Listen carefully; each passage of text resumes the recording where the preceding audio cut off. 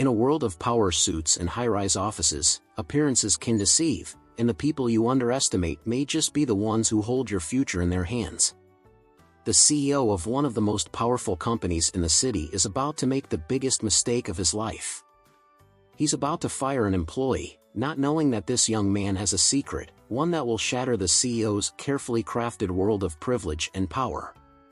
But before we dive into this incredible story of justice and karma, take a second to tell us where you're watching from. If you love stories with twists and turns, hit that subscribe button and join us for more dramatic tales. Mark Prescott wakes up in his luxury penthouse, admiring the view of the city he controls. Prescott Industries is one of the most powerful companies, and Mark is its proud leader. His morning routine reflects the life of a man who believes he's at the top of the world. He's scheduled to meet with his board of directors today, where he's eager to discuss upcoming business ventures. Mark's day begins with phone calls from high-profile clients and meetings with executives who praise him. However, beneath his calm demeanor lies a darker side, Mark's tendency to look down on people who don't fit his standards. Later that morning, Mark takes a moment to review his employee files, eyeing a list of underperformers. Among them is a new hire, Daniel Grayson. Mark barely glances at the file, assuming Daniel is just another insignificant employee. His mind is already set on the day's bigger challenges, unaware of the storm brewing just under his nose. Meanwhile, Daniel Grayson wakes up in a modest apartment on the other side of the city. Unlike Mark, Daniel's mornings are simple and quiet. He's a few weeks into his job at Prescott Industries, and the pressure to perform is high. Daniel has noticed the cold stares from his colleagues and the subtle, yet persistent, exclusion from team conversations. He's no stranger to hard work, but the sense that he's being judged for more than his abilities has started to weigh on him. As he prepares for the day, Daniel reflects on his reason for joining Prescott Industries, a chance to make his mark in the business world. Little does he know that his true identity will soon come to light. His father, Richard Grayson, the company's new majority shareholder, has kept Daniel's position a secret to see how he will be treated by Mark and the rest of the team. Mark Prescott walks into the office, greeted by his assistant, who informs him of the day's meetings. As he makes his rounds through the company's headquarters, he spots Daniel working quietly at his desk. There's something about Daniel's presence that irritates Mark, though he can't quite place why. Mark nods curtly as he passes, giving Daniel no more thought than any other junior employee. For Daniel, this brief encounter is unsettling. He can sense the tension in the air, not just from Mark but from other senior staff who have barely acknowledged his existence since he started. Daniel brushes it off, determined to prove himself with hard work and professionalism. He sits down at his desk, ready to tackle another challenging day. During a morning meeting, Daniel tries to offer input on a project but is quickly cut off by a senior colleague. The dismissive nature of the interaction stings, but Daniel stays silent, understanding the unspoken rules of this office. Meanwhile, Mark presides over the meeting, paying no attention to the exchange. He's focused on larger issues, the upcoming board meeting and an impending deal with an international client. After the meeting, Daniel is assigned a particularly difficult task by his supervisor, a man who rarely makes eye contact with him. Daniel accepts the challenge without complaint, aware that he's being singled out for the toughest jobs while others glide through their work with ease. As the day progresses, Daniel's resolve to succeed strengthens, even as the weight of the office's coldness begins to press down on him. Later that afternoon, Mark takes a moment in his office to reflect on the state of Prescott Industries. His company is thriving, but he's aware that the new majority shareholder, Richard Grayson, will soon visit to assess the company's progress. Mark has never met Grayson in person but knows him by reputation as a powerful and respected figure in the business world. Mark is eager to impress Grayson but unaware that Daniel, the quiet employee he barely acknowledges, is Grayson's son. As he prepares for the board meeting, Mark's mind wanders back to Daniel. Something about the young man irritates him, though he can't quite understand why. He dismisses the thought, focusing instead on his grander ambitions for the company. Over the next few days, Daniel continues to face subtle microaggressions in the workplace. Colleagues avoid him in the break room, and supervisors hand him more menial tasks while others are given more prominent responsibilities. One afternoon, Daniel overhears two colleagues discussing an upcoming project that he had hoped to be part of. It becomes clear that he's being excluded, and his frustration grows. Despite these challenges, Daniel remains determined to prove himself. He works late into the evening, perfecting his assignments and ensuring that his performance is beyond reproach. Yet, the more effort he puts in, the more it feels like he's being set up to fail.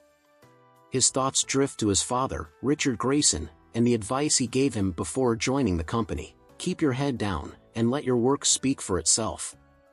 The much-anticipated board meeting arrives, and Mark Prescott is in his element. He commands the room with confidence, presenting new strategies and plans for the future of Prescott Industries. The board members nod approvingly, but all eyes are on Richard Grayson, who listens quietly, offering little in the way of feedback. Mark notices Grayson's stoic expression and begins to feel a flicker of doubt.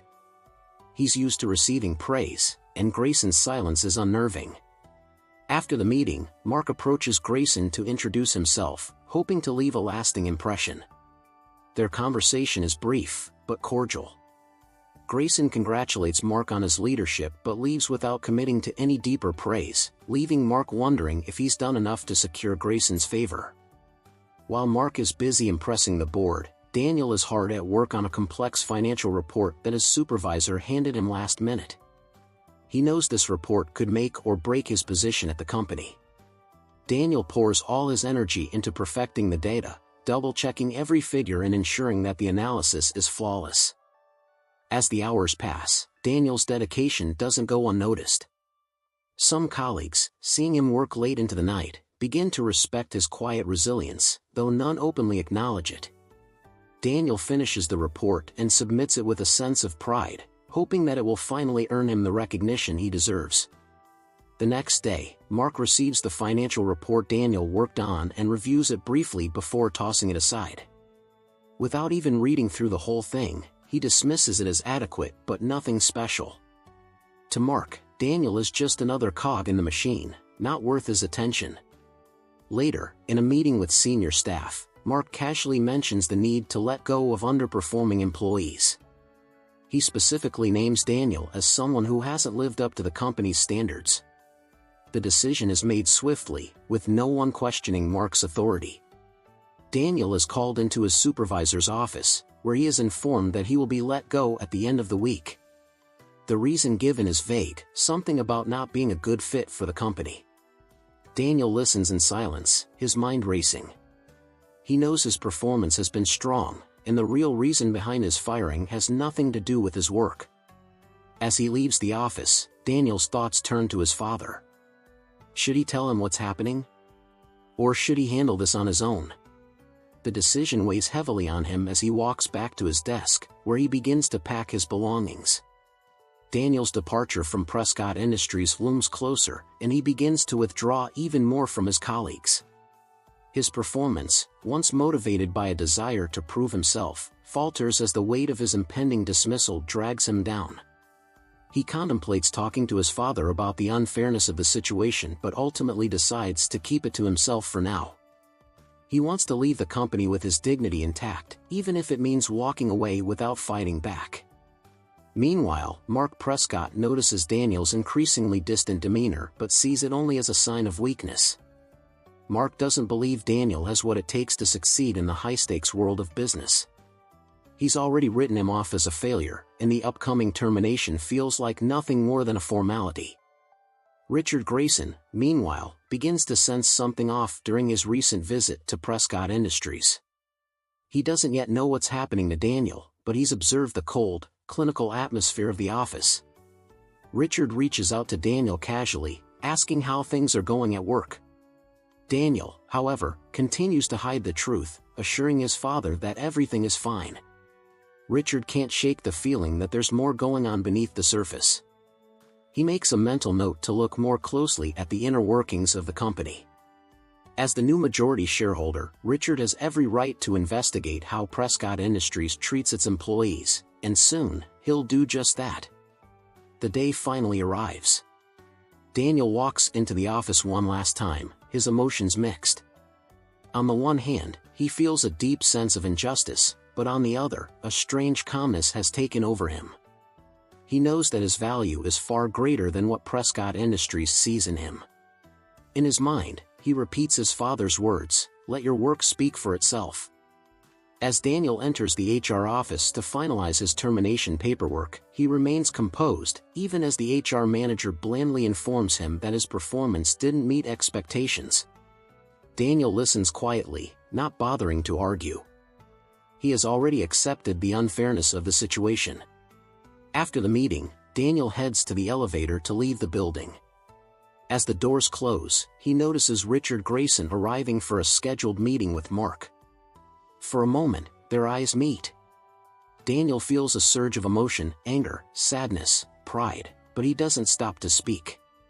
His father gives him a questioning look but doesn't say anything, assuming Daniel has a meeting of his own to attend. Richard walks into the lobby, unaware that his son has just been fired by the man he is about to meet with. As he heads to Mark's office, he remains focused on business matters, unaware that he's about to uncover a troubling reality within the company he now partly owns. Mark greets Richard with his usual air of confidence. He's eager to impress the majority shareholder and solidify his position as the undisputed leader of Prescott Industries. Mark believes this meeting will be another opportunity to showcase his accomplishments and leadership skills. Richard, however, remains cool and detached throughout the meeting. He asks a few pointed questions about the company's culture and how employees are treated, but Mark, oblivious to the significance of these questions, offers rehearsed answers about standards and performance. As the meeting progresses, Mark begins to boast about his recent decision to let go of an underperforming employee. He talks about how tough but necessary these decisions are, particularly in a company that prides itself on excellence. Richard listens quietly, his mind racing as he connects the dots. This employee, Daniel Grayson, just wasn't a good fit, Mark says casually. The room goes silent. Richard's expression hardens as he processes what Mark has just said. The name Daniel Grayson is still echoing in his mind, and a deep sense of disbelief washes over him. Could Mark really be talking about his own son? Richard sits back in his chair, his heart pounding as he realizes that Mark has just fired his son. He struggles to keep his composure as Mark continues speaking, unaware of the grave mistake he's made. Richard's mind flashes back to his recent conversations with Daniel and the unease he had felt about the way his son was being treated at work. For a moment, Richard considers confronting Mark immediately, but he decides to wait, observing how Mark speaks about the situation. He listens carefully as Mark belittles Daniel's supposed lack of performance, all the while masking his growing fury with a calm expression. As Mark finishes his speech, Richard interrupts him with a single question, "This Daniel Grayson, you fired him today?" Mark nods, a faint smirk crossing his face. "Yes, we have standards to uphold, and unfortunately, he didn't meet them." Richard's expression turns cold. "Mark, Daniel Grayson is my son." The air in the room freezes. Mark's face pales as the weight of what he's done finally hits him. He stares at Richard in shock, his mind reeling. For the first time in his career, Mark is speechless. The realization of his prejudice, his arrogance, and his ignorance crashes down around him. Mark stumbles through an apology, trying desperately to backtrack on his earlier words. He stammers about not knowing, about how things might have been different had he known Daniel's true identity. But Richard is having none of it. His expression remains stony as he listens to Mark's excuses, each one weaker than the last. Richard stands, cutting Mark off mid-sentence. "This isn't just about my son, Mark. It's about the way you run this company. You judged Daniel without giving him a fair chance, and if you treated him this way, I can only imagine how you treat the rest of your employees." Richard walks to the window, looking out over the city as he makes his decision. Mark watches in silence, dread settling in his stomach. He knows his future at Prescott Industries is hanging by a thread, and there's nothing he can say to fix the situation. After a long pause, Richard turns back to face Mark. "As of this moment, you're relieved of your duties as CEO. Mark opens his mouth to protest, but Richard raises a hand to silence him. Your leadership has poisoned this company. It's time for a change. Mark is escorted out of the building, his once proud stride reduced to a slow, defeated shuffle. The employees, many of whom he had treated with disdain, watch in stunned silence as their CEO is led away. Some are shocked, while others exchange knowing glances, having long suspected that Mark's reign would come to an end. As Mark steps into the elevator, he's overcome with a deep sense of regret. He had always believed in his own invincibility, but now, stripped of his title and power, he is just another man facing the consequences of his actions. Meanwhile, Daniel is at home, still reeling from his dismissal. He hasn't yet told his father what happened, and he's unsure of what to do next. When Richard calls him later that evening, Daniel hesitates before answering. Richard's voice is calm but firm as he explains what happened during his meeting with Mark. Daniel is stunned. He never expected his father to intervene in such a direct way, and he struggles to process the news. For the first time, Daniel feels a sense of closure. The injustice he faced at Prescott Industries has been acknowledged, and his father's actions have restored his confidence. The next morning, Daniel wakes up feeling different. The weight of his experience at Prescott Industries has lifted, and he's ready to move forward. Richard invites him to meet with the board of directors, offering Daniel a role in shaping the company's future. Daniel accepts, not out of a desire for revenge, but out of a genuine belief that he can make a difference.